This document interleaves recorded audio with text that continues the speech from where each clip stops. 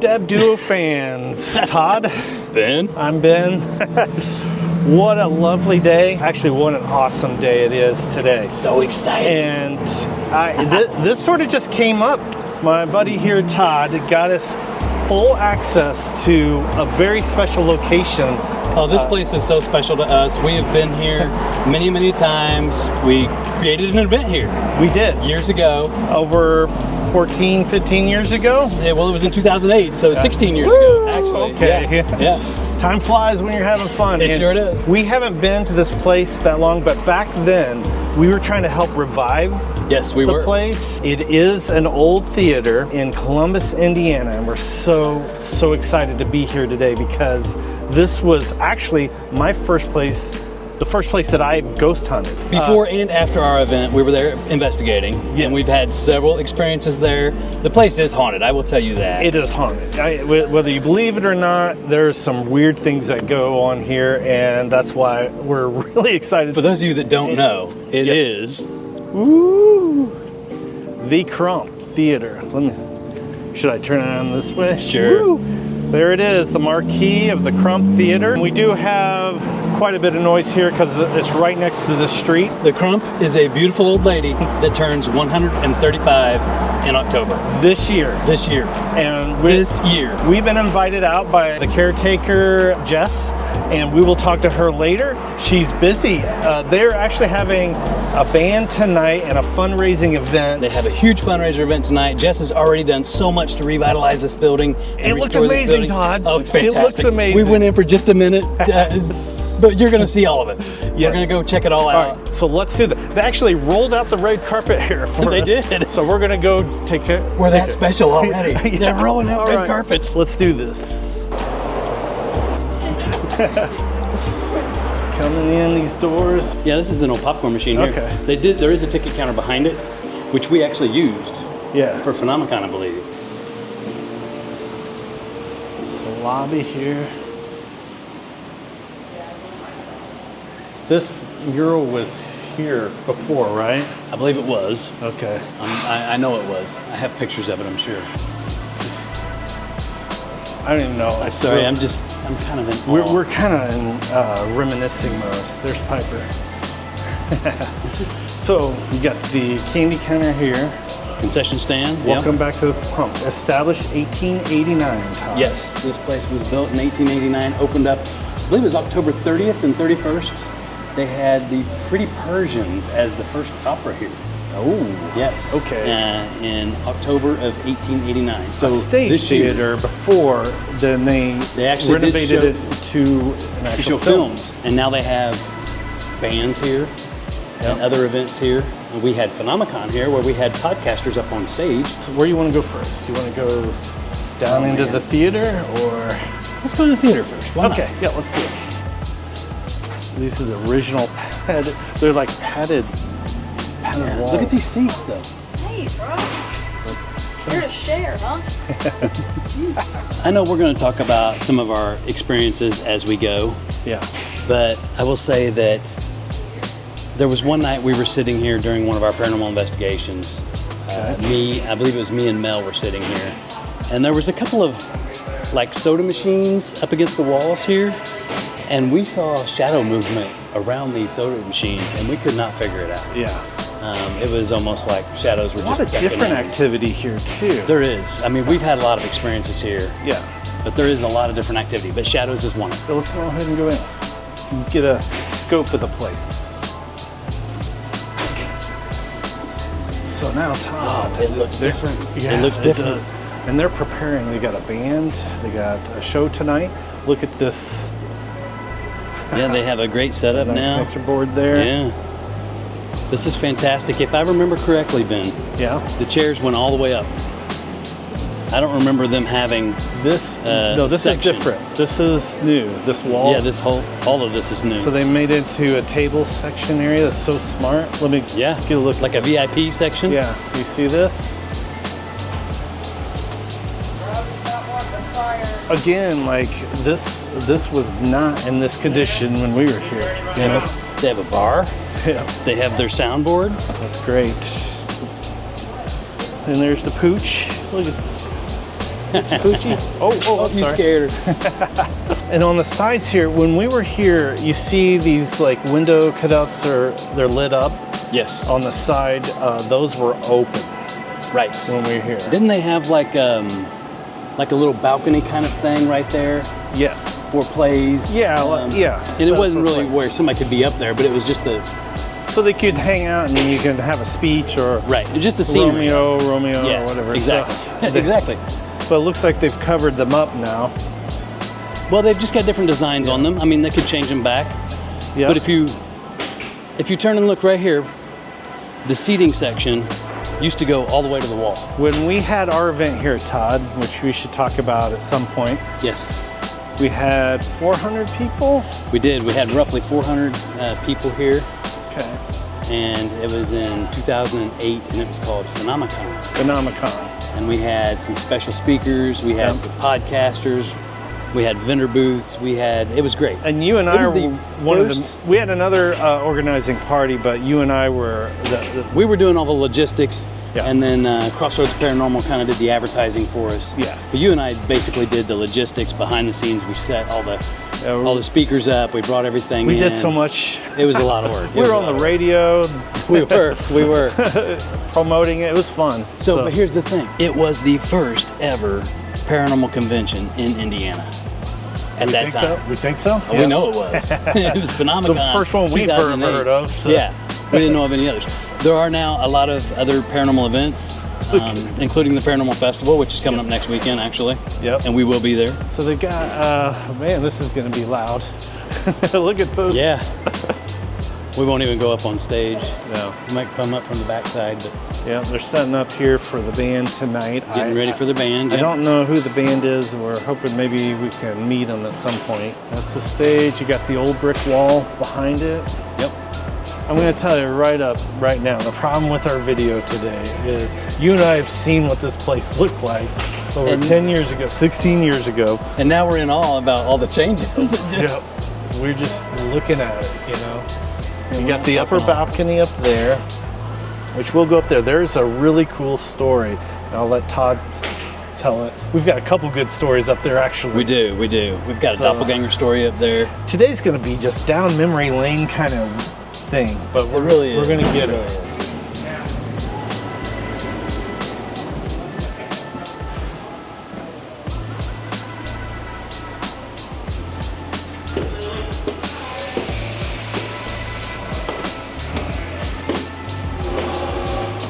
So Todd, this is the lounge area. Look how nice it is now.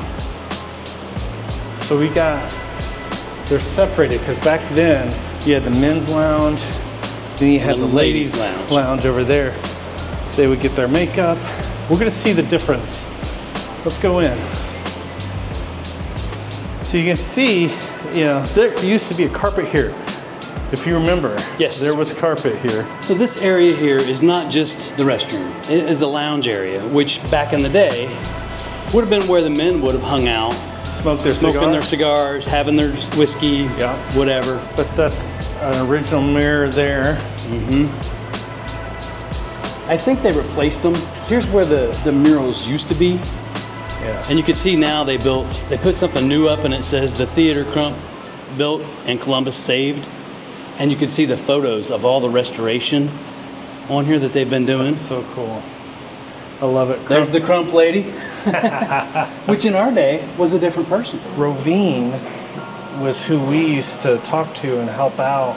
She was the caretaker of the Crump Right. back in the 2000s, and we found out she is still alive in her late 90s. Late 90s. She's in a home, I believe. Still But kicking, and she's such a wonderful lady. And Rovine was so dedicated to this place Yeah. and wanted so much to really bring it back and restore it and bring the life back into it.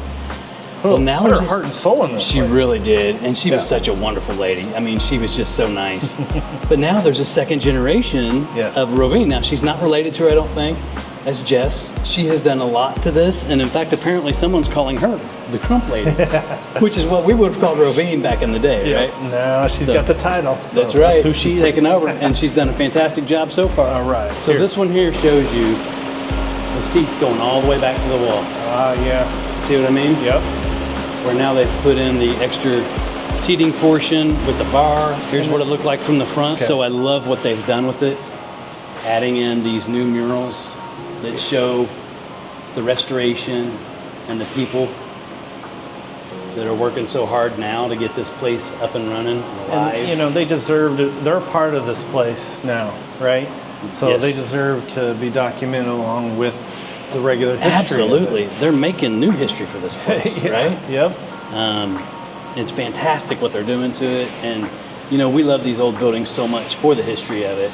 And they're just adding more and more history to that. You know what gets me really excited is when they actually do the revival like this. This is like really coming along, right? Yes. And it's actually becoming a functional space for the community. Yes. And that's what's important to me is like actually getting it to this place. Right. There's so many old buildings that we've been in and are going to go to that are still in that early stage of the Tippecanoe County Jail, for instance. Right. They don't know what they're going to do with it. Right. And it's still like in limbo. Of like, And if they don't do something with it, it's going to go away. we know it deteriorates real fast. But Right, when right, you right. have something going on and there's something functional here, then that money is invested back into the place to continue its longevity Right. into history, which Right. and the community gets to be here and feel it and Yep. experience it. Yeah. It's a win-win for everybody. The community For gets to they get to experience the past in the present, kind of. You know what I mean? Yes. They change out what they need to change out. They make it more modern, but there's still there's pieces of this place that will never change that were there back in the 1880s, 1890s, Yeah. early 1900s. The past is in the present, and that's what I love. So let's check out the ladies' lounge. You don't belong in there. Back then, especially, we would not have been allowed in here. But notice the counters here are so much lower, obviously, so that they could touch up their makeup and do those things in here. And the women could relax, get away from the theater. This was a whole experience back then. It wasn't you just go in and you see a movie, you might go to the restroom, but they actually spent time in these spaces. And there was an importance of that. And then because of that, they would be able to communicate with each other and socialize. And that's what a community did. Well, how often do you think today the ladies would love to get away from us men and have a place to just sit and chat a little bit? She agrees. Absolutely. They'd love to just sit and chat on their own and not have to worry about us for a little while, right? Yeah. So these outings, they were more than just going to a show. Yeah. They were a social events, Absolutely. much more than they are today. And as we'll see here in a little bit, there was even a place for the children. That's right. Down to your All left. right, let's go talk about our first big story. All right. I'll get my flashlight out for this.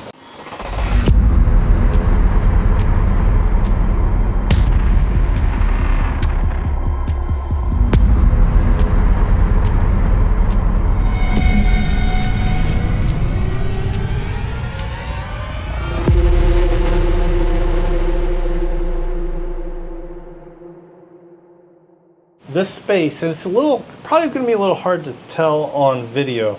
It's really not that big, but Well, I can tell you there's not much room above your head to No. the ceiling. There's that much room above his I'm head. 5'11", so this is what 6'2", geez, this is under 7 feet here. Yeah, oh yeah. It's a tiny little room. It's Yeah. behind the main seating area of the first floor. Yeah. And it's up a little bit, Yes. right? So, You want to spin us in fact, around yeah, here? I'm going to spin it around and we're going to show. You got this window right here that looks out to the stage. Now, Todd, what did they call this room? So they called this room the crying room. Now, why would they call it the crying room, Ben? It sounds like somewhere you would put me when I'm having a bad day. True. True. Or kids. Yes. Right? That's yeah, my guess, right? So the ladies would be brought in here when they had small children crying. Yes. They would be brought in here to watch the show. And what we were told is they would pump in the sound from the stage, Yeah. and the ladies could watch out that window so they could still see Yeah. the show. Yeah. We got some construction. So the ladies would stay in here and watch the show with the sound being pumped in. Yes. Very small room. I mean, it's hard to say on show on camera, but It's super small. Right now, there's a lot of stuff in here. They're using it as like a little museum. So the crying room has a fun story. One of our early investigations here. Yeah. We were here and we had a brand new investigator. This investigator was his first time investigating. Okay. It's his very first investigation, and he was here with 2 other investigators. So late at night. Late at night. Ghost hunting. He was ghost hunting, right? Okay. Doing our paranormal thing, Yep. right? This is back years ago. The story that you want to tell, or you want me to tell? No, go ahead. So the way I heard the story is the 2 female investigators were in here sitting on the floor, and this new investigator was walking around and had a flashlight in one hand and an EMF detector in the other hand. Okay. And he's over here towards the door when he's doing it, and he's kind of shining the light on his EMF detector as he's holding the EMF detector around. And he suddenly goes, ow, and throws down the flashlight. And the girls are like, what? And he's like, something's burning my back. They actually had to lift not only his hockey jersey, which he was wearing, but he had like 1 or 2 t-shirts on underneath that, and they had to untuck it, and they pulled the shirt up, and they could see like some white marks going across his back. Just like 2, like really faint white marks going across his back. Now keep in mind, this was his first time investigating. So he was freaked out. He was a little freaked out. We were a pretty new So you're group. saying something touched him?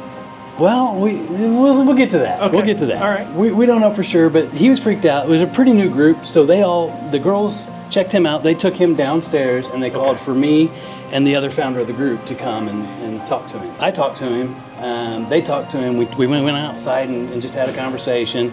Asked him if he scratched himself or did he bump anything? Did he run into something? No. He doesn't know what happened. Wow. Right. Okay.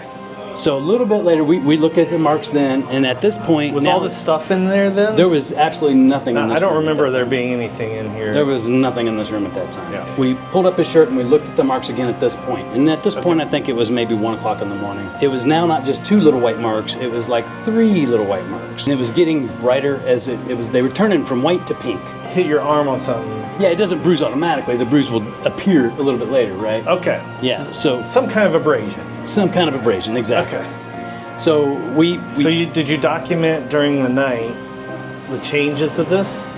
We did. We did. And that's where I was headed is we came back in and we investigated a little bit longer. We decided to wrap for the night.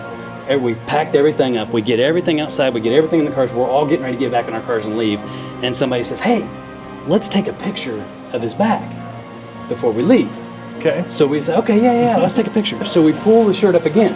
Now it's 4 bright red scratches going across his back. Oh my gosh. Probably at least 3 or 4 inches in length. Wow.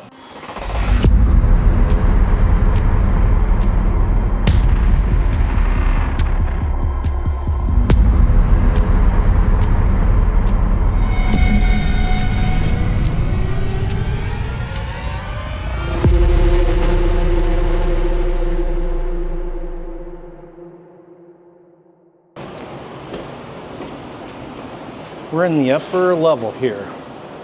Yes. This is where you would get into the backstage area there, the upper level. I hate saying back in the day. They used to separate, I'd say, black and brown people, and they would segregate them. They would in the days of segregation. And black folks would be up here in the upper level. And that's even behind that wall, I believe.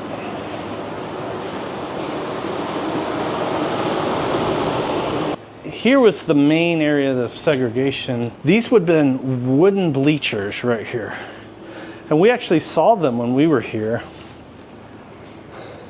Was it wooden bleachers or just the concrete? There was wooden bleachers here on the concrete. You see the wood slots here?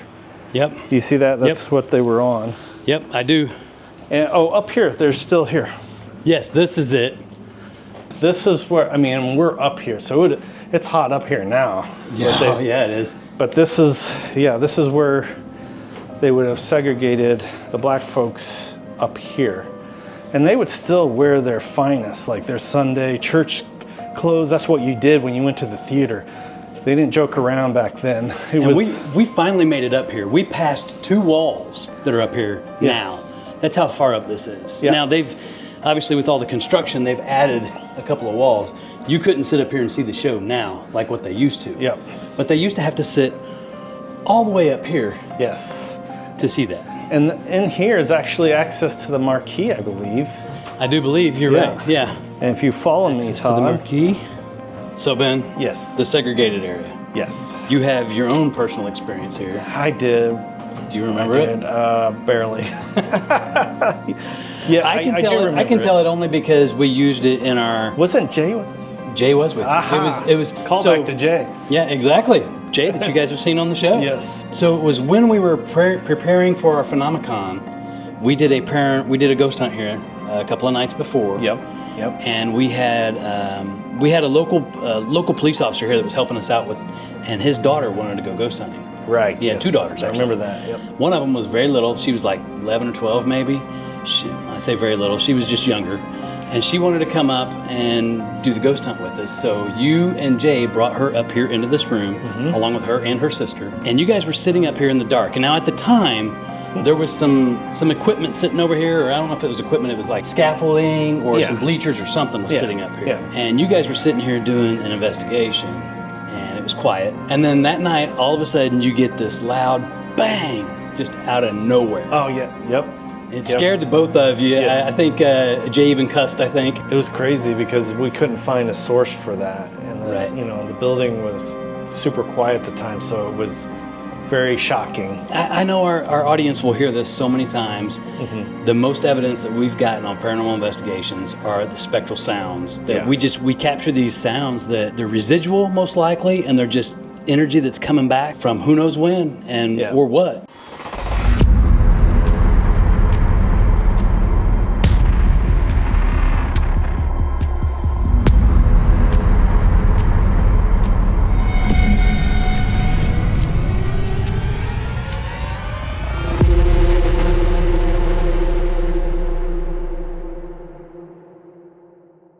So Todd here, another door, okay?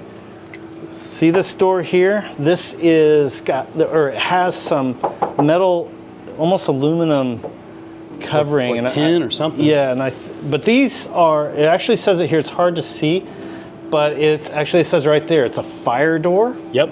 So in these old theaters back then, especially when they transformed them into a projector theater so they could do moving pictures, aka film or movies, right? Because originally these theaters were plays. Right. It's a play or opera theater. Yes. And in here, this would have been the projector room that they converted into that. Originally, it was probably more seats at one point. The problem was these old projectors were a huge fire hazard. And the fire hazards were because of the old film. Yes. And I think it's what they were coated in, and it gave off a gas that was highly flammable. Yes, right? they were extremely flammable. And there was a flame to create the projector light. The wrong move by the operator, and that thing could go up and start a huge fire, and it went fast. So what they would do is create these fireproof rooms, because they had plenty of these places just burned down.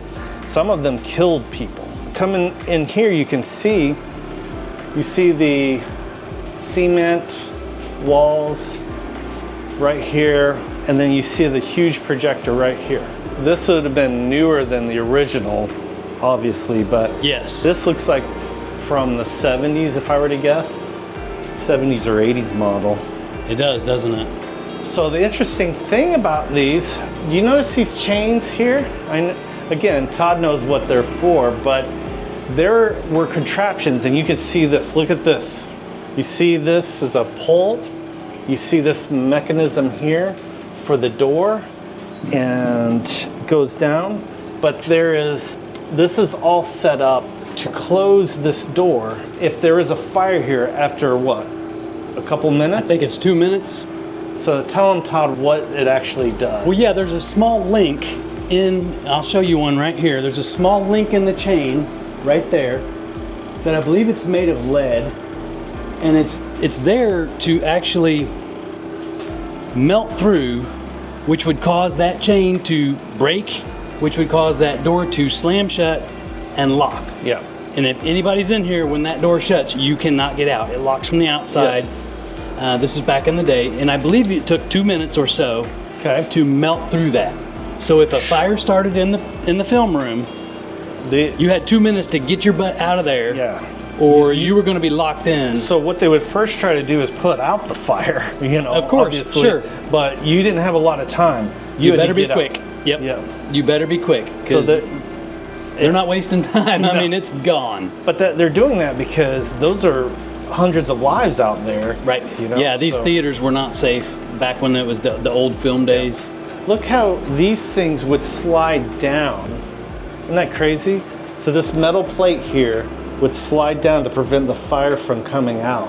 Oh, wow. Do you you're see right. that? Yes, I did not know that before. And there's two of them that would go there. Yeah, this would have been a heavy metal plate that would just slam down and prevent the fire from escaping this room. Yeah. That was like the fire codes back then, right? Yeah, absolutely. And that's why you can't yell fire in a movie theater, right? Right. That came from the old days when they had the first projector rooms, because I'm not sure if it was in Chicago, but there was one major theater fire that killed hundreds of people. Oh, okay. And then after that, someone had yelled fire as a joke in one of the theaters. Wow. And everyone was scared, and several people got killed because people were trampling people trying to get out of the exits.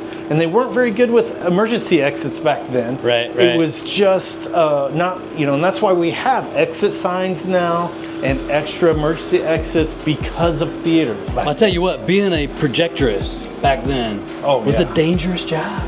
But it was a very dangerous job. It was highly coveted, though. Yeah, I bet it was. They loved that. Theaters made a lot of money back then. I was going to say, you probably got paid pretty well. Yes. But see there, folks, Dabbling Duo. It's where you learn these odd little bits about history. Hear the sound